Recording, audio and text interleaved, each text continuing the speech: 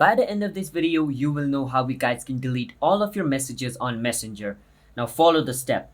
Now first thing is you want to open Messenger. And when you open Messenger, I'm going to be clear with you guys. There's no setting you guys can just click and every single message you have done on your Messenger is going to be deleted.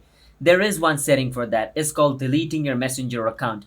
That's the only way to do that. But if I want to delete like message of one person, I can do it. Let's say I want to delete every single message I had with this person called Kev, then I can do it. For that, I need to swipe right in his name like this. Once I swipe right in the person's name, I will just click on where it says more, and it's going to display all these options over here.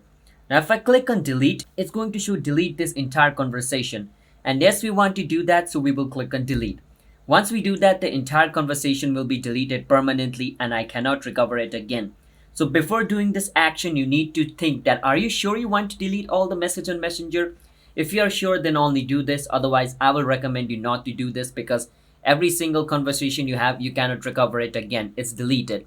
So I hope you understand how we guys can delete all message on Messenger. One is this method. The other is to delete your Messenger account. So I hope you understand. Hit the subscribe to our channel 1 to step for more future videos just like this. I will see you guys next time.